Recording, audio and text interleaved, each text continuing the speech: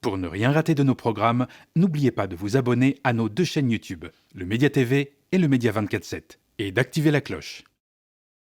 Bonjour à toutes et à tous, ravi de vous retrouver sur Le Média pour le récap, votre rendez-vous quotidien d'actualité. Du lundi au jeudi, on revient sur un sujet sans filtre et sans langue de bois. Mais avant de commencer, un message important, nous avons besoin de vous. Le Média a lancé Riposte, une campagne de financement citoyen pour nous permettre de continuer à vous proposer une information libre, indépendante et populaire. Dans un contexte où des fortunes privées comme celle de Pierre-Édouard Stérin cherchent à influencer l'opinion à coût de millions d'euros, nous devons nous organiser collectivement. Alors aidez-nous à riposter, parlez-en autour de vous et soutenez-nous si vous le pouvez. Rendez-vous sur campagne.lemediatv.fr pour nous faire un don défiscalisable. 100 € ne vous coûtera au final que 34 € après impôt. Et maintenant, place à l'épisode 62 du récap. C'est parti. À moins de 2 ans de la présidentielle, la course s'emballe, les ambitions se révèlent, les candidatures s'empilent et les stratégies se dessinent. Récemment, François Ruffin et Bruno Retailleau ont précisé leurs éléments de langage en vue du scrutin. 2 hommes que presque tout oppose, sauf une chose, leur volonté de s'extraire de leur camp et de s'imposer comme des alternatives. Mais surtout, tous deux construisent leur récit contre un même pivot, la gauche incarnée par la France insoumise. Retailleau désigne sans ambiguïté LFI comme son adversaire principal, érigé en menace centrale du paysage politique. Et s'il se garde bien de nommer le Rassemblement national, c'est pour mieux ancrer sa stratégie dans une surenchère droitière qui flirte de plus en plus ouvertement avec les thèses de l'extrême droite. Ruffin, de son côté, joue la carte de la rupture avec LFI, son ancien parti qui l'a purgé à l'été dernier. Sous le vernis du rassemblement et ses appels à l'union dès le premier tour, le Picard dissimule des attaques subtilement distillées à l'encontre du leader insoumis. Faire mieux, ce n'est pas faire vieux, a-t-il lancé lors de l'assemblée fondatrice de son nouveau mouvement. Une double référence à Jean-Luc Mélenchon, souvent surnommé le Vieux, et à sa formule « Faites mieux » prononcée lors de son discours post-premier tour en 2022. Dans ce duel à distance, LFI devient paradoxalement le point de référence commun. Repoussoir pour l'un, fardeau pour l'autre. Et au fond, chacun à sa manière tente de capter ce qui manque aujourd'hui dans leur camp, un véritable positionnement politique capable de rassembler et de convaincre. Pour y parvenir, les Républicains tentent une énième mue. Avec l'élection de Bruno Retailleau à la tête du parti il y a quelques semaines, c'est toute une vision stratégique qui est revue et corrigée. LR, en bout de course, après un revers inédit aux dernières élections, essaye de trouver sa place au milieu d'un bloc central qui a ratissé large, notamment sur sa droite, et d'un Rassemblement national qui, évidemment, lui fait de l'ombre. L'heure est donc à la survie et à la réinvention. Le week-end dernier, Bruno Retailleau a profité du Conseil national de LR pour déployer sa feuille de route pour les prochaines échéances électorales. Et tout ça s'articule autour d'un slogan : la France des honnêtes gens. Fallait oser. La France des honnêtes gens, c'est la France qui travaille dur, qui se lève tôt et qui paie cash à chaque fois le prix de l'assistanat. Et la France des honnêtes gens, c'est celle qui en a marre de la disqualification de l'histoire de France, de la pénitence perpétuelle infligée à notre pays. Ils n'en peuvent plus. La France, justement, des honnêtes gens, elle ne salit pas son histoire, elle ne déboulonne pas ses statuts, elle ne démolit pas ses gloires. Cette France-là en a vraiment absolument marre qu'on l'accuse d'un pseudo-racisme, un racisme imaginaire, du wokisme.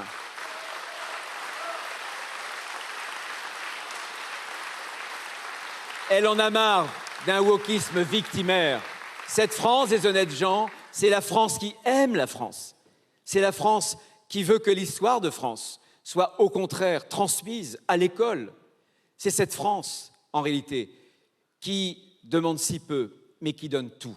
C'est cette France, mes amis, que nous devons défendre. Nous la défendrons parce qu'elle le mérite. Parce qu'en réalité, c'est une France travailleuse, mais aussi si silencieuse. Non pas qu'elle n'ait rien à dire, mais c'est simplement que tant d'hommes et de femmes politiques n'en ont rien à faire. Ils n'en ont rien à faire parce que depuis longtemps, ils se sont tournés vers les minorités. Peu importe la majorité silencieuse, elle ne fait pas de bruit. Ils bossent, ils ne manifestent pas, ils sont au travail. On se tourne pour des seuls soucis électoraux vers ces minorités, vers la tyrannie des minorités. Alors si je comprends bien, la France des honnêtes gens, ce n'est ni celle de Nicolas Sarkozy, ni celle de François Fillon, ni celle des Balkany ou d'Éric Woerth, pour ne citer que. Libé a d'ailleurs fait les comptes, ce ne sont pas moins de 26 condamnations pénales qui ont été prononcées à l'encontre de personnalités politiques LR ou ex-LR. Avec son nouveau positionnement, LR achève sa mue en vulgaire copie du Rassemblement national. On coche toutes les cases du bingo racisto-patriote avec une petite mention spéciale pour le racisme imaginaire dénoncé par le ministre de l'Intérieur, ne l'oublions pas. Plus qu'une stratégie, nous sommes face à une véritable capitulation idéologique. LR renie fondamentalement ses valeurs pour séduire un électorat radicalisé en jouant sur les peurs et les divisions. Une dérive inquiétante qui signe la fin d'une droite républicaine et modérée. C'est d'ailleurs sûrement pas un hasard si Jean-Marie Le Pen, en son temps, avait employé la même formule. Le fondateur du Front National déclarait dans son clip de campagne de 1995 « Les honnêtes gens ont le sentiment que c'est la pègre qui fait la loi ».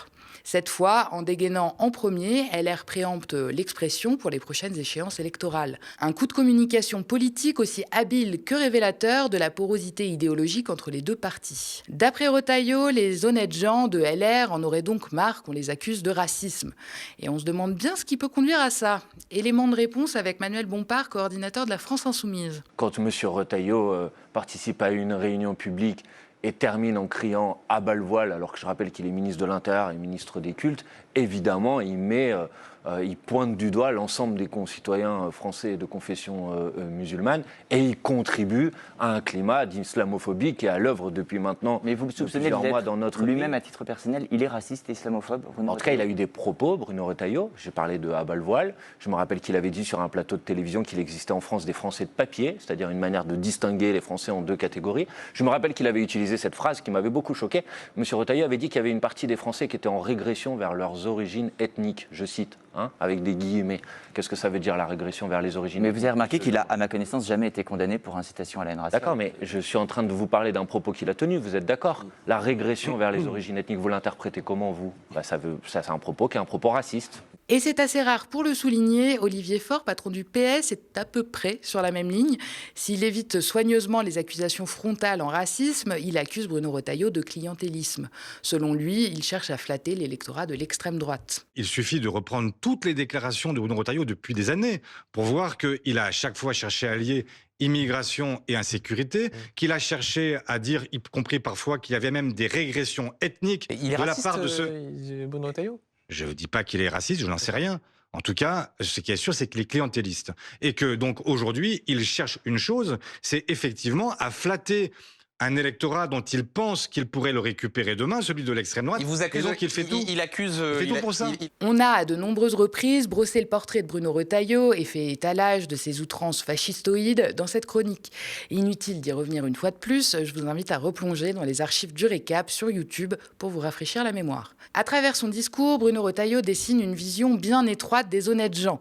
Ceux qui triment au boulot sans jamais se plaindre ou réclamer quelque chose, ceux qui gardent le silence au lieu de manifester et surtout ceux qui acceptent l'ordre établi sans jamais le remettre en question.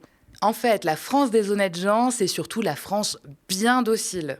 La force de la formule « honnête gens », c'est son flou. Elle renvoie à un comportement, pas à une origine. Ce flou permet à LR de ratisser large, de parler à un électorat conservateur, sans reprendre frontalement les obsessions identitaires de l'extrême droite. Pas de discours ouvertement raciste donc, mais un glissement sémantique habile qui flatte les mêmes instincts tout en se drapant dans les oripeaux de la respectabilité. On aurait presque envie de féliciter l'agence de communication qui a pondu ça. Mais cette posture morale soulève vite un problème. Encore faut-il être cohérent. Et c'est là que le bas blesse pour LR. Peut-on se réclamer de l'honnêteté tout en s'offusquant que Nicolas Sarkozy perde sa Légion d'honneur après une condamnation judiciaire? Peut-on se réclamer de l'honnêteté en proposant de ménager la délinquance financière en col blanc pour désengorger les prisons, comme l'a fait Darmanin, tout en réclamant sans cesse autorité et fermeté? Peut-on se réclamer de l'honnêteté accepté quand on applique des doubles standards entre les citoyens selon leurs origines ou leur religion? Est-il également honnête de soutenir l'agriculteur qui proteste en déversant du lisier devant la préfecture quand on traite les militants écologistes qui défendent la nature de terroristes? Derrière cette rhétorique des honnêtes gens se dissimule surtout une logique d'exclusion, un nous contre eux qui divise encore au lieu de rassembler. Encore une fois, c'est le fonds de commerce du RN. Mais puisque la cohérence ne semble plus vraiment être une exigence chez les Républicains, Bruno Retailleau ne gêne pas pour convoquer la figure du général de Gaulle en étendard moral et politique. Peu importe si les principes du gaullisme sont aujourd'hui allègrement piétinés par une droite qui s'aligne de plus en plus sur les codes de l'extrême droite. On écoute Retailleau sur CNews. Aujourd'hui, nous sommes le 18 juin avec l'appel du général de Gaulle et nous sommes ses héritiers. Il avait dit un jour qu'il faut faire la politique de la majorité nationale. Beaucoup d'hommes et de femmes politiques français ont fait la politique des minorités. Voilà, moi je veux m'adresser à la majorité. Cette majorité pour moi, c'est précisément la France des honnêtes gens. C'est ces honnêtes gens qui travaillent dur, qui en ont marre de voir que d'autres abusent du système, qui vivent au crochet de la société. Je veux que nous puissions créer un plafonnement, une allocation sociale unique pour qu'il y ait une différence entre le revenu du travail et le revenu de l'assistance. Le chef des Républicains et accessoirement ministre de l'Intérieur brandit De Gaulle comme une figure d'autorité, une caution historique, un vernis respectable à poser sur un projet politique qui n'a plus grand-chose à voir avec l'héritage du général. Retailleau invoque De Gaulle comme on décore une vitrine pour masquer le vide ou faire oublier ce qu'on vend vraiment. Une chose est sûre, dans son discours du week-end dernier, Retailleau a clairement identifié son adversaire principal, la gauche. Si on sait à quel point il exècre LFI et parfois même les écolos, c'est la gauche au grand complet qu'il faut empêcher. On l'a dit, pas un mot sur le RN, si ce n'est pour exhorter ses électeurs à, je cite, ne pas se tromper d'adversaire. À ce stade, ce n'est plus une main tendue, c'est presque du rentre-dedans. Retailleau serait-il le nouveau Ciotti? L'avenir nous le dira. Mais en choisissant de ne pas mentionner le RN, Retailleau ne cherche pas à combattre Marine Le Pen. Il tente de l'amadouer ou éventuellement de la doubler sur sa droite. Il ne veut pas combattre l'extrême droite, il veut juste en devenir la version fréquentable. En se focalisant sur la gauche comme unique ennemi, il redessine un clivage aussi artificiel qu'ancestral. D'un côté, la gauche et les prétendues dérives wokistes, islamo-gauchistes ou éco-terroristes. De l'autre, la droite, respectable, des honnêtes gens. Un décor politique aux allures de vieille affiche jaunie que Retailleau tente de retaper à coups de slogans recyclés. Mais cette représentation binaire du monde politique relève de la pure fiction, car le clivage gauche-droite, tel qu'il fonctionnait autrefois, a volé en éclats depuis longtemps. Le macronisme a dynamité le centre et capté une partie de la droite traditionnelle. Le RN a fait main basse sur certaines classes populaires et les formations plus traditionnelles, comme LR ou le PS, peinent à exister autrement qu'en réaction. Dans ce nouveau paysage politique, LFI occupe une position singulière, marginalisée par les grands médias, caricaturée par leurs adversaires. Les insoumis ont cependant le vent en poupe.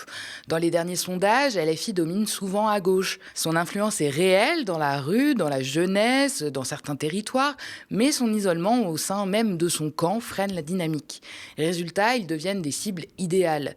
Ils concentrent les attaques, cristallisent les peurs, servent de repoussoir facile pour une droite et parfois même une gauche en mal d'ennemis. Preuve en est avec François Ruffin, l'exclu du parti de Jean-Luc Mélenchon depuis les dernières élections, a décidé de se lancer seul. Il a bricolé un mouvement national à partir de Picardie debout et organisé une assemblée fondatrice pour présenter le tout.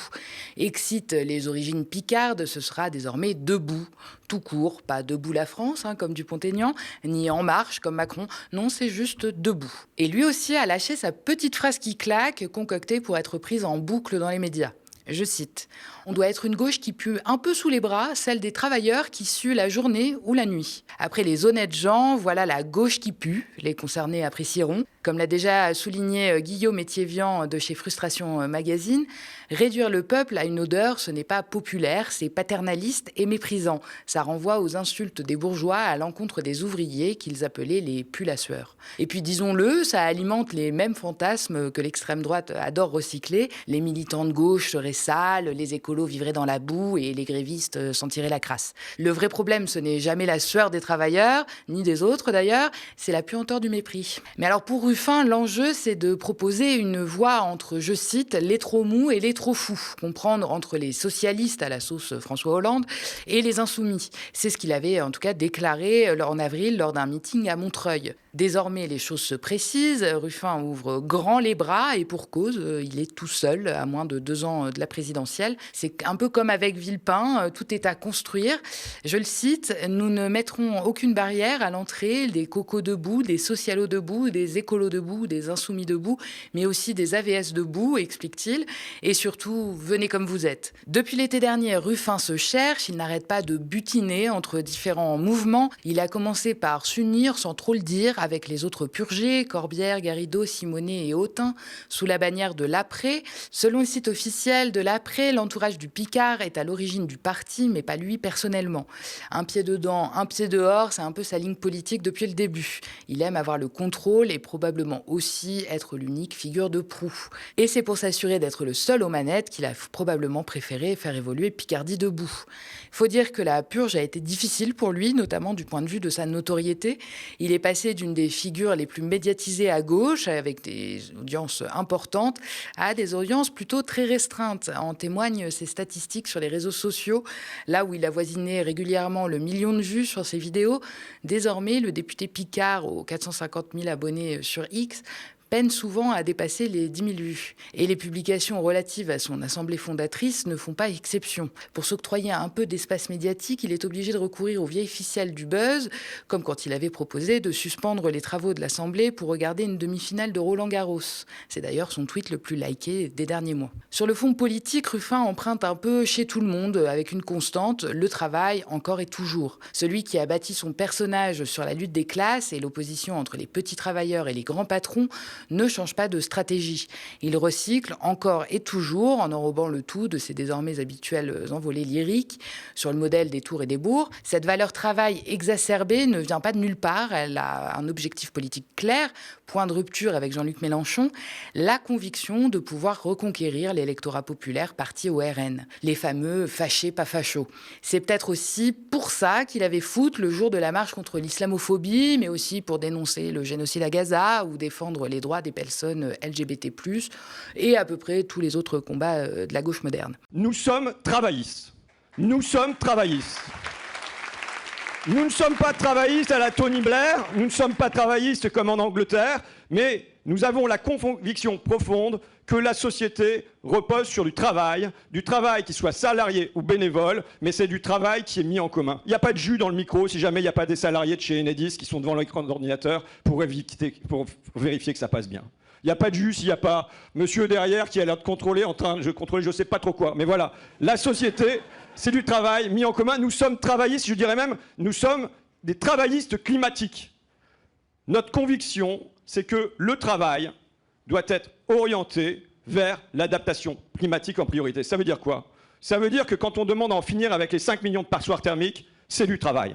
Quand on veut que les marchandises passent moins sur la route et davantage sur le rail, c'est du travail. Quand on veut qu'il y ait un atelier de réparation par quartier, par canton pour la mécanique, l'électronique et ainsi de suite, c'est du travail. Quand on veut changer l'industrie, l'énergie, les déplacements, les logements, la culture, l'agriculture, tout ça c'est du travail, c'est une immense masse de travail pour adapter notre société au choc climatique dans ce temps où on nous parle d'un dôme de chaleur qui s'étale sur la France. Il nous faut du travaillisme climatique. On reconnaît bien la petite odeur de renfermé de la politique de Ruffin, cette nostalgie de la gauche ouvrière un peu fantasmée et érigée en idéal. D'ailleurs, l'un de ses points de rupture fondamentaux avec la France insoumise est la notion de la nouvelle France. En gros, c'est la convergence des luttes, de toutes les luttes, qu'elles soient antiracistes, écolo, sociales ou autres. Au final, ce qui rapproche Bruno Retailleau de François Ruffin, ce n'est ni leur programme, ni leur camp, mais une obsession commune tapée systématiquement sur la France insoumise. Pourtant, certains à droite comme à gauche, à l'image de Marine Tourdelier par exemple, ont finalement compris que s'en prendre à Jean-Luc Mélenchon ne sert à rien. C'est en réalité participer au déplacement de la fenêtre d'Overton à droite et par conséquent réduire l'espace politique de toute la gauche. Pour LR, à force de mimer le RN, il deviendra difficile de les différencier aux yeux des électeurs qui préféreront toujours l'original à la copie. Que ce soit Retailleau ou Ruffin, leur combat aveugle contre LFI revient à scier la branche sur laquelle ils sont assis. Merci d'avoir regardé cette nouvelle édition du Récap. N'hésitez pas à nous laisser vos impressions en commentaire si vous nous regardez sur YouTube ou via email si vous nous regardez à la télé. Et n'oubliez pas, les milliardaires financent la haine. Le média lance Riposte, une campagne de financement citoyenne pour riposter sur les réseaux sociaux et sur la TNT francilienne. Alors parlez-en autour de vous et rejoignez la lutte sur campagne.lemediatv.fr. Et tant qu'on y est, abonnez-vous aussi à nos 2 chaînes YouTube, le Média TV et le Média 24/7, pour ne rien rater de tous nos programmes. Très bonne soirée sur le Média.